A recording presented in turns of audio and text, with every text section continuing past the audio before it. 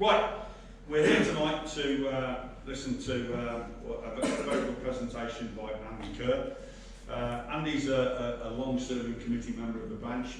Can I just ask you, please, to just be very genuine, because believe it or not, and I didn't believe it when he told me, this is the first time he's actually stood up and presented to an audience. But what I've heard of it earlier on and seen of him, I think it will be absolutely spot on. So a big welcome to Andy. Fill your voice.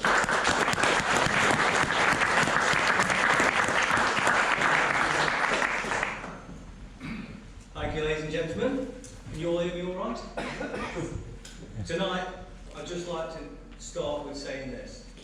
I want a bit of interaction, and the reason I'm after this interaction is because this presentation is not just about putting it out there to you, it's about getting some feedback and feeding back into this PowerPoint presentation, which, if you do wish to have a copy of it at a later stage, it will be available for you to do with what you wish. Right. As it says there, let me tell you a bit about myself.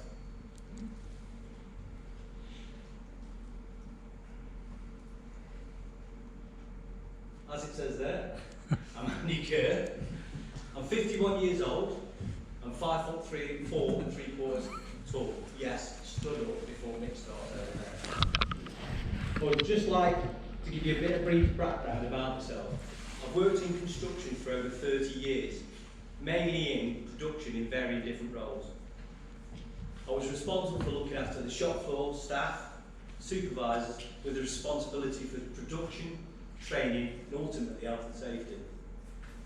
That is where I gained my passion to want to improve the working environment, and there began my interest in all things health and safety. I also, believe it or not, with the fire down the road, I also work for the Staffordshire Fire and Rescue Service as a retained firefighter, and have done for the last 10 years in London. In the last few years, I took the role of assistant manager at my workplace at Walker Timber Engineering. The boss is in the audience, along with another gentleman as well. The management feeling my passion would be better focused in assisting the manager in all things health and safety. When I realised the scout was in front of me, I thought, wow, what have I let myself in for here? So, on completing and managing safely to get some additional knowledge, I wasn't sure what further direction to go to. So I decided to look on the internet to try and find some information of where I could go next. And from that, I made contact with the Staffordshire branch. I made contact with the committee at the time and came to one of their meetings. I turned up actually at one of the committee meetings rather than a branch meeting.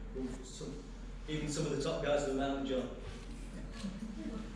So, when I finally did walk into IOSH Staffordshire branch, where they were in meeting at the time, was Tillington Hall, I had some preconceived ideas of what to expect. Namely, it'd be full of people from universities and academics that would be talking about subjects that I didn't have a Scooby-Doo about, and quoting legislation that I didn't have a Scooby-Doo about. I was right, no, partially. What I found was a like-minded bunch of passionate people who wanted to help and support each other in development of themselves and others around them, and in making a positive difference. In helping me, and in return helping others through their doubts and concerns. Because in my eyes, that's what IOSH stands for. That is why I'm here. I'm here tonight, and I joined the committee 3 years ago. I'm here this evening to present back to basics risk assessments. I've slightly tailored it tonight, with the time frame considered, and also, dare I say it, interaction. Hopefully, some feedback later at the end from yourselves. What I would say, as I said, this is my first attempt tonight at presenting, as well as putting this presentation together. I can tell you that parts of my body are going 20p, 50p. And also I'd like to thank you all beforehand with your patience and support. And also thank the committee for pushing me into it. I mean, sorry. You're encouraging and supporting me. Thanks. Can I just take a bit of a drink of water before we start, if that's all right with you?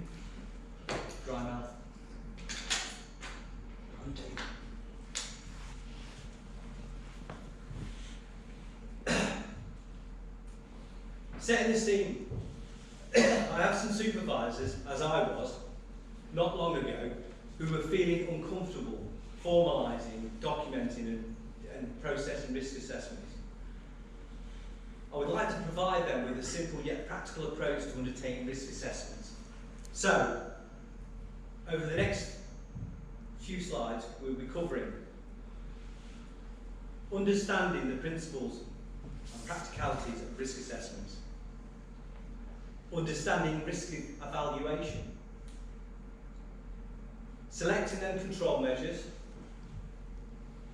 implement them control measures, communicate, which is a key part of risk assessments, and I will keep emphasising this all the way through, because you can have the best risk assessment in the world, but if you don't communicate to the right people, it's pointless.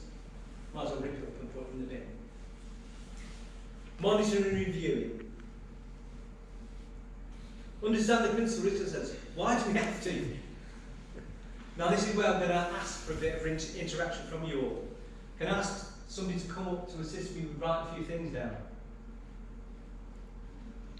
This gentleman, Wayne. Perfect. Give him a big round of applause. Right, what I'm asking for a bit of interaction from you all, because this is about CPD as well, isn't it, from yourselves? You're going to go away, fill in your CPD, yeah, I attended that risk assessment seminar, and I was fantastic. Yeah, but if you feed into this, you'll participate. You can have that bit in there as well. So, let's have some, anybody come up with any reasons why do we have to carry out risk assessments? Anybody? Legal requirement. Legal requirement. Do you want to write that one down? Legal requirement. Well, there's more out there. Come on, don't be shy. To avoid harm. To avoid harm. Any more? Identify the actual risks. Sorry. Identify the actual activity and risks. To identify the actual risk. The thing is, don't be scared if you don't think it's. I'm not after the real big ones. I'm after what's in here. What you think to you. Why we have to. The right thing to do. That's a brilliant one. It's the right thing to do. What would that come under? A moral obligation. Any more? Identifying hazards. Similar to the risk. Yeah. Any more? Fight against complacency. Oh, can you spell that one? Complacency. Just got cops. To prioritise what you're going to do. Sorry? To prioritise what you're going to do. To prioritise what you're going to do. You can see straight away, we've got a bit of coaching, but we were getting there, weren't we? Yeah? What was that? Yeah. It's up to 23.50p again, I think. Sorry. A few reasons why. The legal responsibility, as it was pointed out, Health and Safety Work 1974.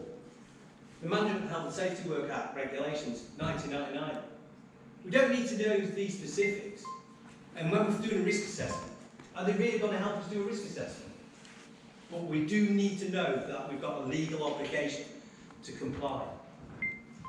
To prevent harm. All of these that we had here, you've hit them all really, but in your own words. To control the risk. Creating a safer work environment, that was up there. Making people aware of the hazards. What sort of costs do you think you're going to impede from if you don't do a risk assessment with accidents? The cost of accidents, it is unbelievable. A moral implication. Are we all happy with that one so far? Yeah?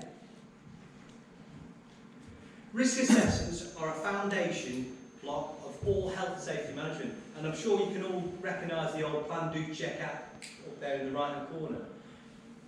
As I go back to, this is a health and safety presentation for risk assessments, what I was going to present to some supervisors at work. So there's a few key things that I've actually changed just for your benefit, that they probably wouldn't know much about Plan, Do, Check, Act, but it kind of just builds on what we were talking about tonight. As I say, a slight tailored in. It's not about creating huge amounts of paperwork. In some cases, it doesn't need to be written down. Can anybody tell me how many? Chad, go on there. There's less than 5 employees. 5 or more employees, yeah, that's it. Well done, Chad. Just got to start out, Chad. But rather about identifying sensible measures to control the risk in the workplace. Risk assessment should be systematic. Repeat again. I've got to put some more teeth in. Systematic and logical process of collecting information, making a judgment against a standard often set out in law. Can anybody think of any? Come on, have a bit of a think. I'll give you one. E40 work exposure limit. Anybody come across that workplace exposure limit? No?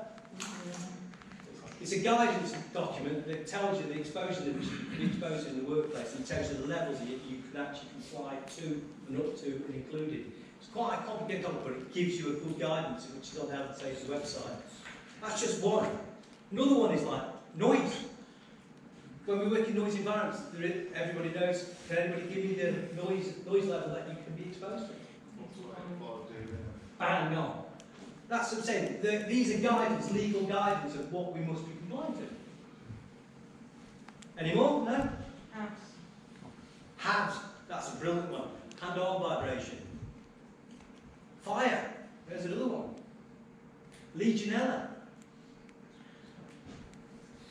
Risk assessment, as I say, can be done by ourselves, but some of them need a specialised field.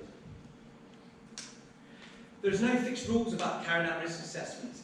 In practice, it will depend on the nature of work. We all come from different working environments, so a risk assessment that, say, Chad's working in, might not necessarily work with what Reg is working in. Reg is into gardening. Yeah, not literally into gardening. I think I'll leave that one. Yeah, we'll start digging it up. You get it from here. Sorry. Right, Joe. The types of hazards and risks also take into account the views of employees, safety reps, who can all contribute vast amounts of practical knowledge. The best people to be involved are the people who are going to be exposed to the risk. But not all risk assessments, as I said before, can be carried out by ourselves. When we consider some of the specialised fields that are out there, such as, can we think of you? And we did touch on that. Fire risk assessments. It's a big thing at the moment. Legionella. But we're not saying, oh, thank God, I'll put this guy over here. No, it's all about giving it that guide to give us some guidance and parameters for us then to take that information and feed back into what we've got in our workplaces. Does that make sense? Yeah? Practicalities of the risk assessment. 5 steps it carried out a basic risk assessment. Identifying the hazard. Who might be harmed and how. Evaluate the risk. And deciding on the precautions.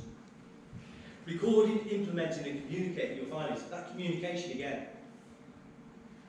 Reviewing the assessment and update as when necessary. We're now going to look at each one of these in turn.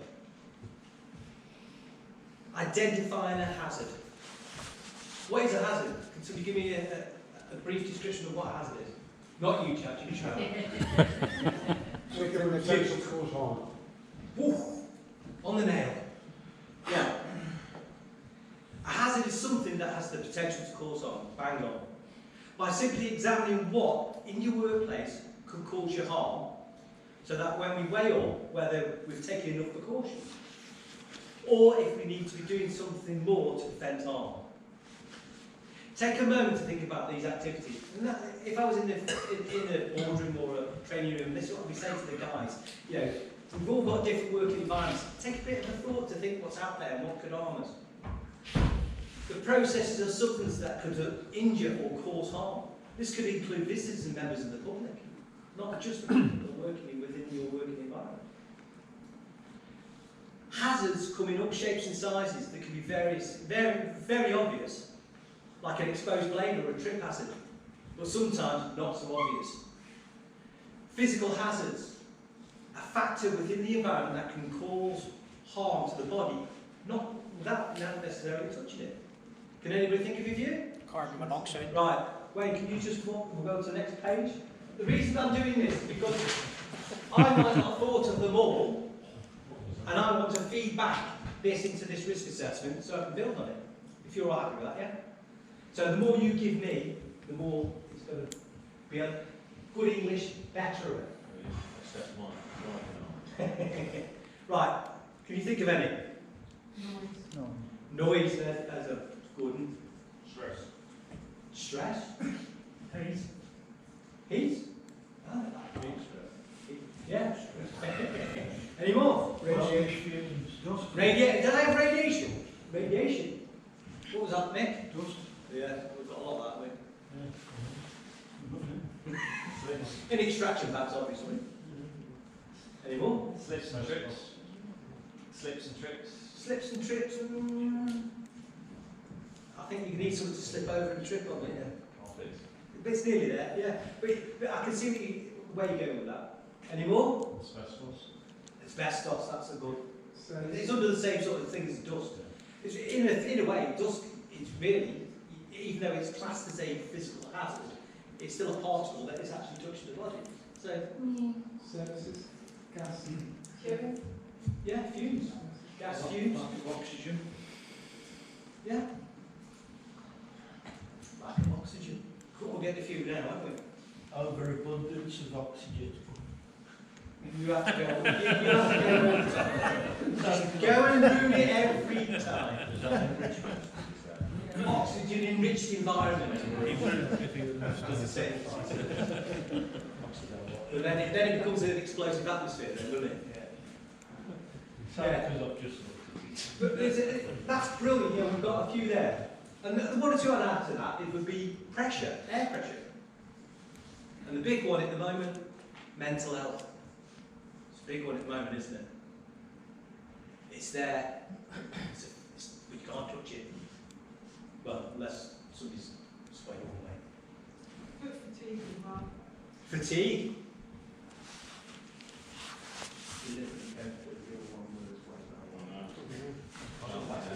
Come up with something like that if you're not careful. That'll do then. Cheers, Wayne. If you want to sit back down, and I'll call on you in a minute. When looking at your workplace, it's easy to overcome some hazards. Here are a few tips to help. Checking the Checking the manufacturer's instructions. It's always a good place to start. Now, if you've got a new tool or machine in your workplace, somebody's already really delved into that machine or that product. Why not use and plagiarise everything? I do quite often. And then adapt it to my own workplace. Look at the back at your accident history. That's always a key thing. If you've got a load of minor accidents, we had a situation in my works going back about 6-7 years ago. People were slashing their fingers and you couldn't work out why we'd been an uptake in accidents in people cutting their hands. But it turns out the banding tape that we were having, which is a plastic band tape, the edges hadn't been serrated. But it took us to review the risk assessments and look at the accident history to discover why it happened. Think about non-routine activities. Can anybody think of any of them? Servicing, maintenance. These are the sort of things that we all do, like, we all got Fred's on that machine again doing his bit. But then when that machine breaks down, we've got an adequate risk assessment in place to cover what they're doing, or because it might be your own maintenance guy, it might be a contractor that comes in. Visit the health and safety website and plagiarise that too. I've done that, it's great. It's a great tool to use, but obviously tailor it to your own working environment. There's information out there and it's great guidance, but you've still got to tailor it to your own working environment. This is a typical example of a hazard spotting checklist. You can find these hazard spotting checklists on all over Google and the websites, and even on the health and safety websites.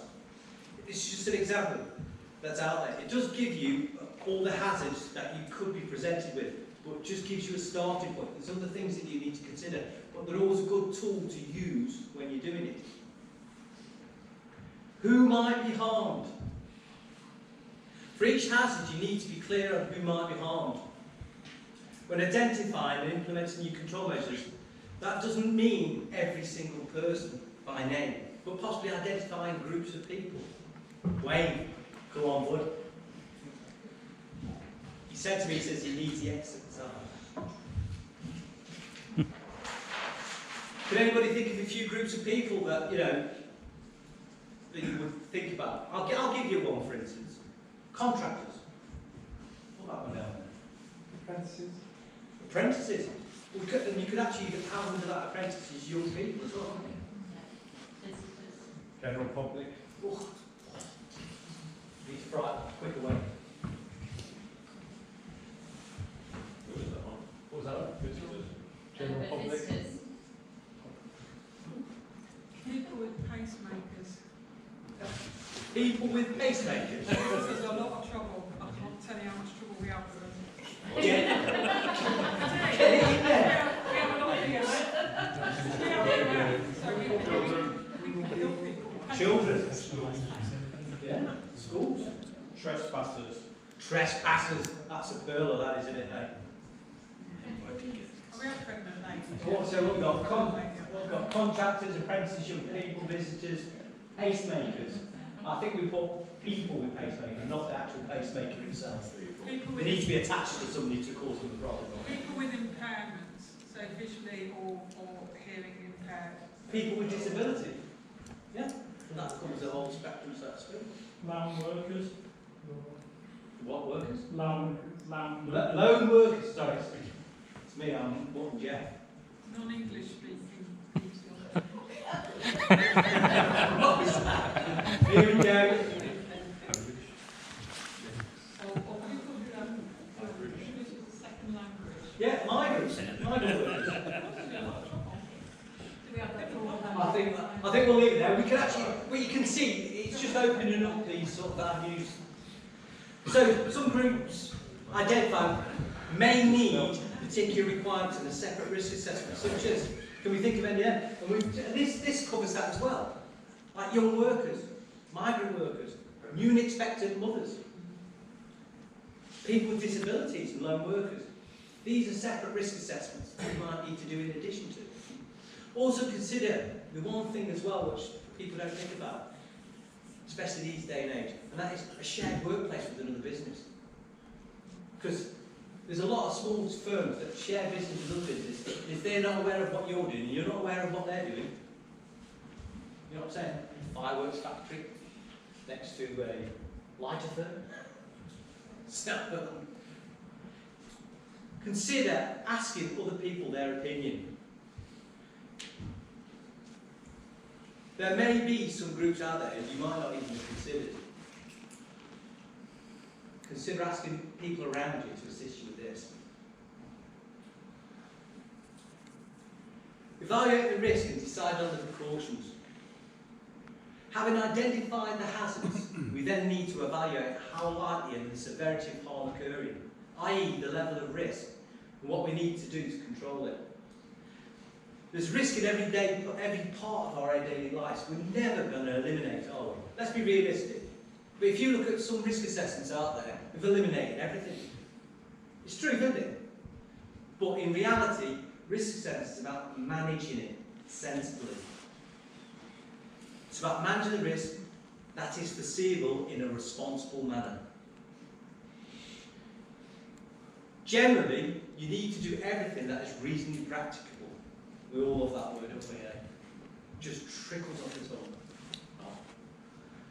To protect people from harm. This means on balancing the level of the risk against the measures needed to control the real risk in terms of time, trouble and money. However, you do not need to take action if it would be grossly disproportionate to the level of risk. Can we think of any situations like that? I'll give you one, rather than just throw an hand grenade in the room. Hinges. Hinges in a nursery, on a door. Child puts fingers in the door. Lost fingers. Yeah? Would it be proportionate to put a hinge guard on that door? Would you agree? But would it be the same in every office space up and down the country to put one on? Would you agree that would be grossly disproportionate? That's just an example. Another one would be, that's the thing. If you look on most roads, around a roundabout, what do you get around roundabouts? Fencing, isn't it? You usually get the metal railings that go around, but you don't get all the way up the road, do you? It's only on where there's a higher risk level of somebody hurt themselves. So it would be totally disproportionate to put railings all the way up the road, wouldn't it?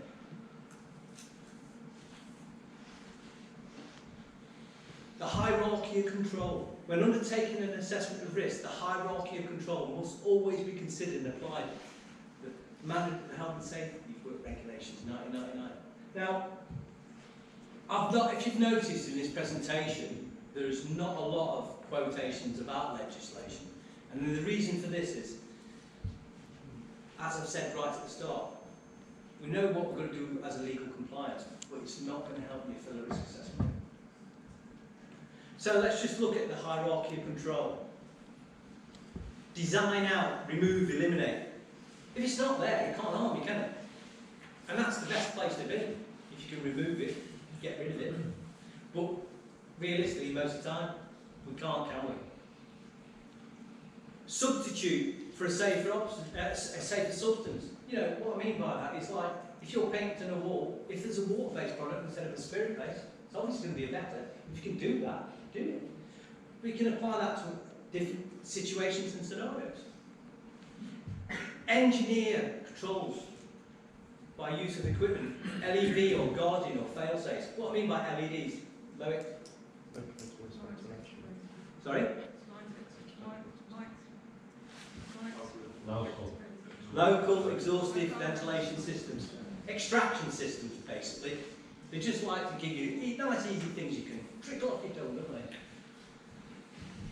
Guards, fail-safes. Identifying and implementing the procedures you will need to work safely, i.e. risk assessments, signage, time-weighted exposure, as we go about the EH40 again. The exposure time. Job rotation, people rotating their jobs around, just to reduce the chances of these things happening. After all these measures have been considered and found to be ineffective controlling the risk, is when PPE should be considered. In addition to being trained and in function and use of, because they need to know how, when, and what to use it on, and where appropriate. This is just an example of an analytical risk assessment. In the fire service, believe it or not, when we respond to a fire incident, you can imagine we don't go, oh, I want to do a risk assessment in this situation. Believe it or not, we do. We actually do. We turn up at a job. Within 20 minutes, we have to have a risk assessment in place. And it's an analytical risk assessment. And it's trying to pick up the basics of what's going on and trying to put some control measures in place to minimise things going wrong. This is just something I made it work. And if anybody afterwards wants to come to me and get a copy of it, it's a formula, it's an Excel formula by putting in the numbers of the severity. Is everybody familiar with the severity of the light bill? Yeah? And the idea being is you just go down there, put your numbers in, and it automatically traffic lights, and then it gives you an idea of whether you need to do anything in addition to it. But we all have different perceptions of risk, don't we? You know, Reg over there might have a different perception of using a strimmer than me and you. You know, to me and you, it's that thing that the bit always flies off and nearly takes your eye out. And it's quite a high risk, you know. Would you say it's quite high risk? Would you say? But with the right control measures in place, Reg says no. Use it every day, no problem at all. If you have 5 or more employees, you must make a record of your findings, as Chad pointed out earlier, but with a focus on the details of the person who's carrying out the risk assessment. And also you've got to bear in mind, as we talked about, that specialised field, that competence and understanding of carrying out the risk assessments. The date and time of the assessment. In other words, as many times people say, why do you use the time and date on it? Because if it's day or night, it's going to have a big effect on your risk assessment, isn't it? You might have two, like we've got our place, we've got different shifts, day shift and late shift. Now, the risk of the day is going to be completely different. Details of the location, the activity, the equipment, and the people being assessed. Capable of being understood. Keep it simple, stupid.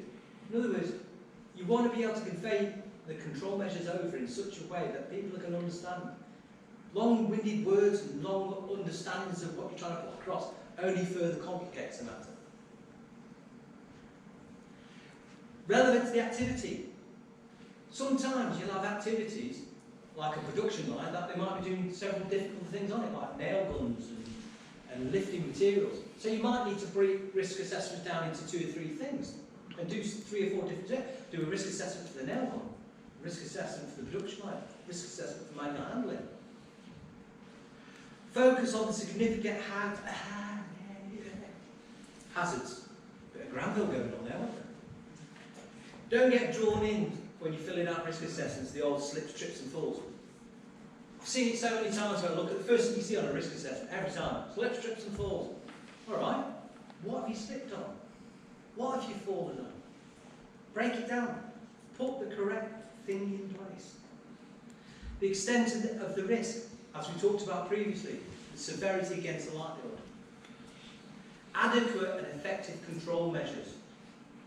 It's only effective if we communicate it. I keep reiterating this, communication. Recording, implementing and communicating your findings. To achieve successful health and safety in management, there needs to be an effective communication up, down and across your organisations. Communicating information to all people under their control on risks to their health and safety, identified in their risk assessments. This can be achieved in several different ways. Confirmation of understanding of your risk assessment to allow it. Sorry, I'll rephrase that. Confirmation of understanding of your risk assessment to all who may be affected. Create a safe system of work. I've got a copy just here. This is something I created at work with the help of a young lady that's not in the room now. But just shows you, we all help each other out in IOSH, and it's about putting things together that really are effective. This is a safe system of work that we've just started to use at work. The navigator reciprocal sort. And basically, it's just highlighting in short, you've done a risk assessment on it, and you highlight in short what's going to harm you, what you need to be doing to control it, what PPE you need to be wearing, and confirmation at the end. Make it short, brief, clear, concise from your risk assessment. That can be easily conveyed and confirmed. Toolbox talks. They're an effective way of getting the message across and getting feedback from the people who are exposed to the harm and the risk, because they're the best people. Initial and site inductions. If you can buy back in with all the risk assessments you're doing and then pay that into your initial inductions, you're prepping people before they even put a foot through your gate or your site. In addition to notice boards located by activities when possible as a reminder, effective original reminders. You can't always do it, but if you've got something there just to say, do you know what? Oh yeah, that's what we should be doing. Built into initial and refresher training. Implementing and communicating your findings. I would like to now show you a short clip, hopefully if it plays. And this just says it all. I don't think it's going to play, but...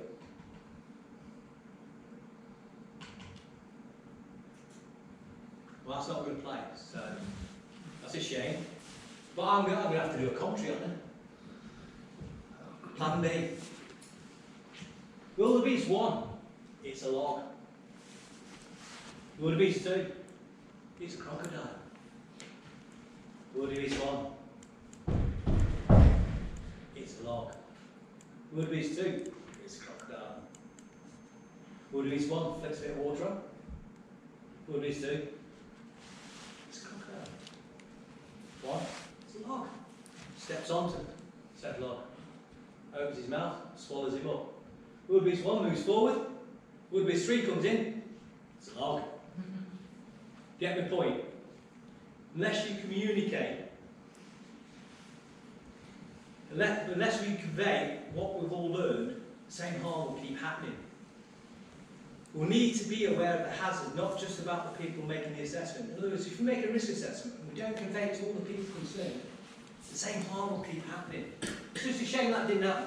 If you ever get a chance, bird box, wildebeest, look it up. It just epitomises that lack of communication. Monitoring working activities is a key part of the supervisor's role and others in control of the work environment.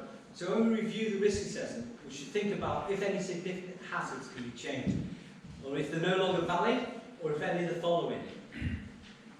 A specific time has passed or elapsed, depending on the type of level of risk or guideline. In other words, when we talk about risk assessments, and they say, oh yeah, it's that time of year again. No.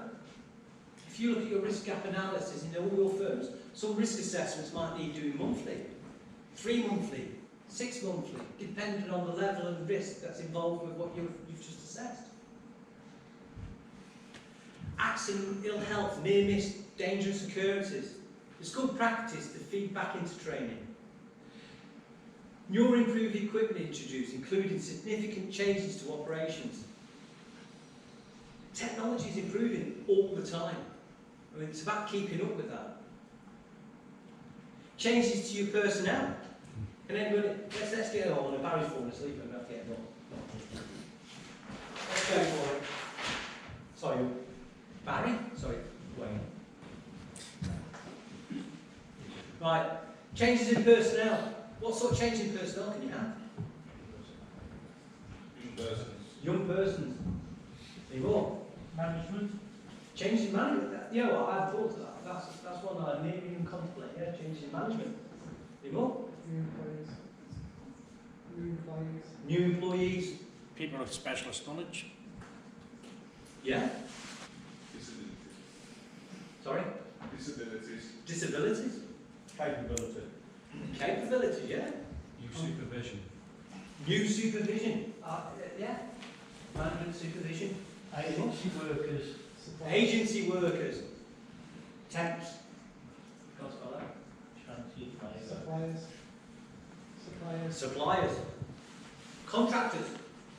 We all get contractors on time. People are being promoted and they need maintenance to be able to get up to the level. Yeah. New to position. Expectant mothers. It's going to happen, isn't it? Give it a few years, both of them will be doing it. Sorry. Happy that way? Yeah. Real nice. Thank you. Can you give away a big round of applause, please? Register, he will give you a gift later on. Until we're done. As a result of advice or action by an enforcement authority or insurance company, we've all, even ourselves at our firms, the insurance company will come in and say, do you know what, if you're doing this, this will help lower your premiums. So it's going to help you financially as well, isn't it? The last thing you want is to be visited by an enforcement authority. But so, getting a visit is not always a bad thing. It can be a positive. They can help you, they can change you, they can shape you, they can give you advice. Might be a little bit expensive, but you'll get it. Changes in legislation. Perfect example on that would be welding. Just of late, the change. Is anybody involved with welding at all? Yeah. The changes in the legislation just changing that. What is it specifying in a nutshell? So it's to do with the mask, isn't it? There must be air fed. Yeah. Whereas before it wasn't. It just needed to cover the face. But now they say it's carcinogenic. Usually no, carcinogenic, isn't it? A new unforeseeable control measure becomes becomes known. A worker spots it, a safety rep, or even lessons learned. People come in the office and say, hey, we've seen that over there. Reacting off that. As a result of your monitoring, reviewing, an auditing process, in other words, when we're doing a risk assessment, initially, or reviewing it, it's not just about going, yeah, it's next year, let's just stick it. No, it's about looking in depth to say, do you know what, that's changed. Ooh, I didn't know that was there. When did that appear? And believe me, how many of us have actually gone round and thought, ooh, didn't see that there before. Let's have a quick recap. Hopefully we're nearly there, don't we? Why do we need to carry out risk assessments? Come on. Legal. Moral. Financial. Financial. That's great. What's an hazard? Potential to cause harm. You again. I bet you've got that written down back of your hand, haven't you? Something that has the potential to cause harm. What is a control measure? Don't be scared, yeah. Believe me, we've all got a perception of what a control measure is. What was that? Safe system. Safe system work. That is a control measure. Yeah. Anybody else?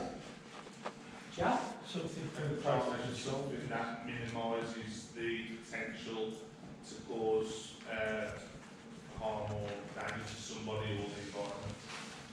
As a nutshell. Something is used to eliminate or reduce a hazard. Yeah. What are the 5 steps to carrying out risk assessment? Can you remember them now? What's the first one?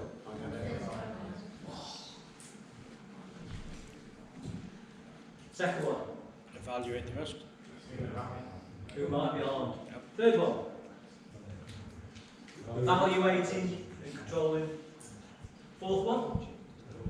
Record, implement and communicate. Fifth one? When should we review the risk assessment, sorry? When things change. After an accident. Period of time. Brilliant, yeah. Why is it important to communicate risk assessment? In your own words.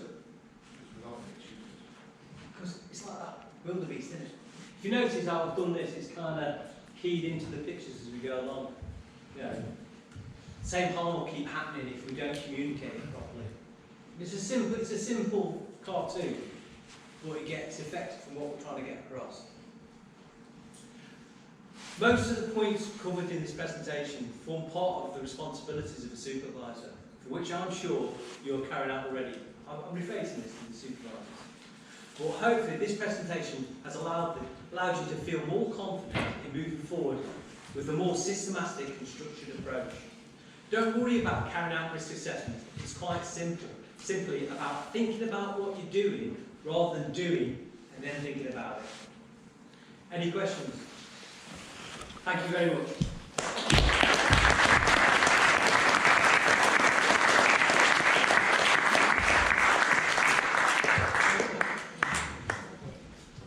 You can sit there, you can relax now. Yeah. But you wouldn't believe that he'd never stood up and spoken before, so I think very well done, and congratulations to you, that was a good one, and we'll mark up your CPD for you. Cheers. You're welcome. No one's got any questions at all, so obviously you've put the point across very well, Andy. Right, ladies and gentlemen, before we close, I'm going to ask. Yeah, I'll do that in a second. It's also I forgot. I did. Right, I didn't realise I was making the presentation, so they're lovely in this branch, aren't they? I'd also like, Andy, it's a tradition, as you know, that we present to the speakers a token of our appreciation. So thank you very much on behalf of the branch. Just make a